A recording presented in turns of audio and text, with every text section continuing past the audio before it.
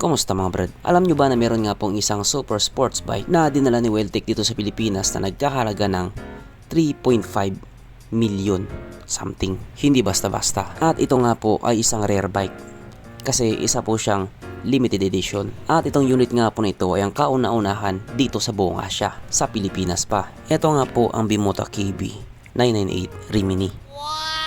Etong motor nga po na ito ay hindi lang po basta isang superbike. Dahil nga po siya ay isang limited edition, siya po ay may tuturin ding collection bike. Kung ikaw nga po ay maraming pera, tapos motorcycle enthusiast ka pa, malamang sa malamang maghahabol ka rin dito sa motor na ito. Yung nilabas kasi nila ay 250 units lamang. Yun po ay para na sa buong mundo. At isa nga po ang Pilipinas sa maswerte na nakabingwit ng isa. Salamat kay Weltec. Para po kasi doon sa mga hindi nakakalam, itong motor na ito ay isa pong Italian brand na nanggaling nga po sa Rimini, Italy. At alam naman po natin na kapag mga Italian brand, may presyo talaga yan. Presyong pangmayaman. Bawal din sa mga ignoranting walang alam. Sa pagdala kasi ni Weltec ng motor na ito dito sa Pilipinas, may mga komento nga po na napakamahal. 3.5 million yung presyo. Tapos walang piyesa available.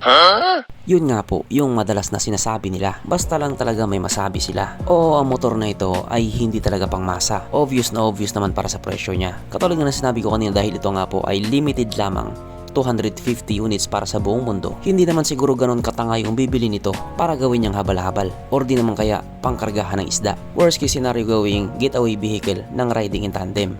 Hindi po ganon yun. Syempre yung mga taong bibili ng ganitong klaseng motor, madalas collection bike lang talaga nila. Ibig sabihin pang display lang din talaga sa bahay nila. I mean pang display lang sa mansyon nila. Or kung gagamitin man nila, siguro paminsan-minsan lang. Kaya yung sinasabi niyong walang piyesa available, hindi po ganun yun. At kung sasabihin mo naman napakatanga ng bibili niyan para i-display lang sa bahay, yan ang kailanman hindi mo mararamdaman kung hindi ka enthusiast. Akala kasi na ibang tao porket naka-display lang yung motor na yan hindi ginagamit, hindi na masaya yung may-ari. Doon po kayo nagkakamali. Kasi sa bawat araw na makikita niya yung motor na yan na nasa kanya, walang kahit sino ang makakapagpaliwanag kung gaano siya kasaya.